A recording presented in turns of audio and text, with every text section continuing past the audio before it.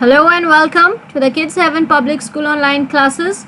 We are studying about tenses. This is for grade 9 English grammar, and we have discussed about present tense, past tense. We are presently studying about the future time reference. अब इसमें एक important note है. Let's understand this.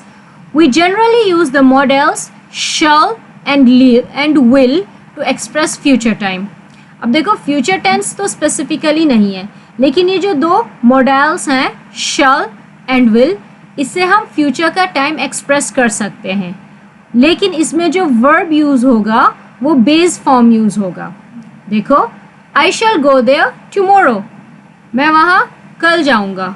सो इसमें जो verb है गो, ये base form है, main form है, मतलब कि ना पास्ट है ना कंटिन्यूस है, ये इसका मेन फॉर्म है. They will come here in the evening, वो यहाँ शाम में आएंगे. आगे की बात है, एंड जो वर्ब है वो है कम. अब इसका जो नेगेटिव है, देखें, हम एक नॉट लगाएंगे. I shall not go there tomorrow, they will not come here in the evening. अब इसका जो क्वेश्चन है, ये क्वेश्चन शैल या विल से ही स्टार्ट होगा. Shall I go there, will he come here. And negative के लिए अगेन हम नॉट लगाएंगे. Shall I not go there, will he not come here. ठीक है, this is about shall and will. अब हमें प्रोग्रेसिव देखना है फ्यूचर टाइम रेफरेंस में. ठीक है, इसमें भी तो प्रोग्रेसिव होगा, मतलब continuous. So the future progressive has the form shell will plus the present participle. अब देखो, शैल या विल ही यूज होगा इसमें भी.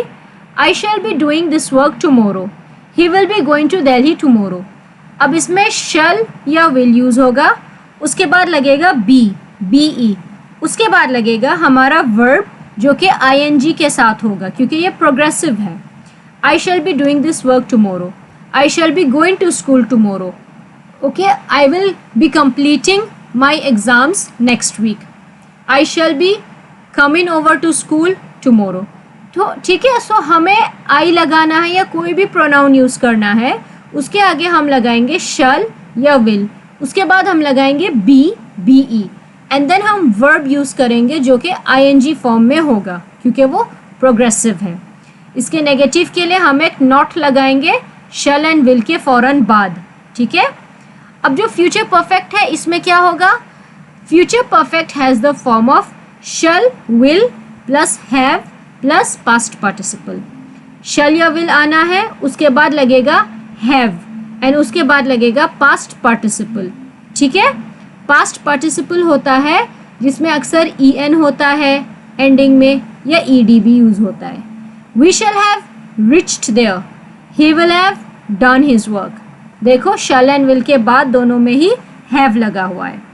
इसके जो नेगेटिव सेंटेंसेस हैं, शैल एंड विल के बाद नॉट लगाना है उसमें. ठीक है, एंड इसका जो प्रोग्रेसिव फॉर्म है, इसमें क्या लगेगा? Shall will have plus been plus the present participle. ठीक है, देखो, she will have been cooking now, I shall have been preparing for my examination. Shall है, हैव है, बीन है, जब हम एक प्रोग्रेसिव मतलब कंटिन्यूस वाला टेंस की बात कर रहे हैं. और वर्ब देखो, कुकिंग, प्रिपेयरिंग, दोनों में ing है. ठीक है, future progressive, future perfect, future perfect progressive, इन तीनों में क्या फ़र्क है? Let me tell you. Future progressive खाली शैल एंड यूज़ होगा.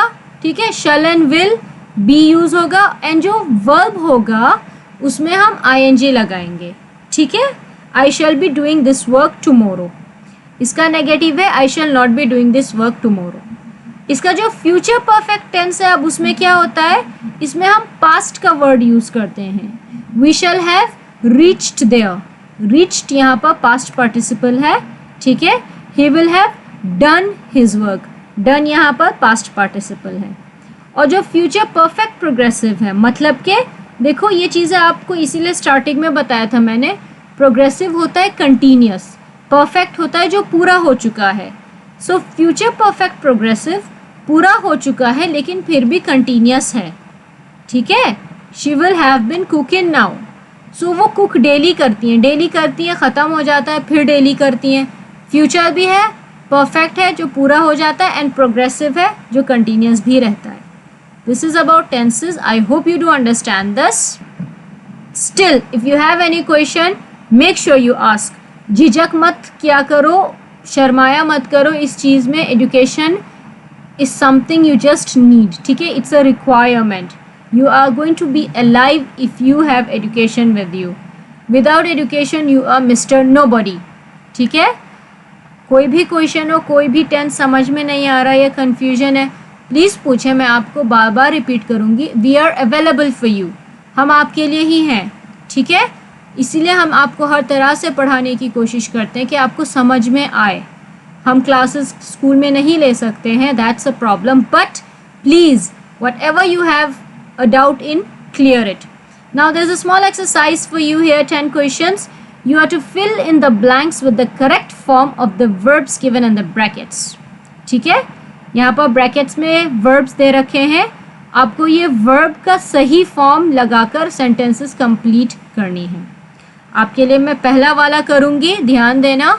The police dash 4 thieves last night. अब इसमें क्लू क्या है? लास्ट नाइट, कल रात, मतलब ये सेंटेंस गुजरी हुई है, कल रात की बात है, ये पास्ट टेंस में है। सो हमारा जो वर्ब है कैच, इसका पास्ट टेंस क्या है? Caught. The police caught 4 thieves last night. The police ने कल रात 4 चोर पकड़े थे। लास्ट नाइट से मुझे क्लू मिल गया कि ये सेंटेंस पास्ट की है, इसलिए वर्ब को मैंने पास्ट टेंस में यूज़ किया एंड करेक्ट है। सो पहले आप सेंटेंस को समझो, उसके बाद जो वर्ब है उसका देखो कौन सा फॉर्म यूज़ होगा इसमें, ठीक है। I hope this is clear enough. Thank you so much for watching and all the best.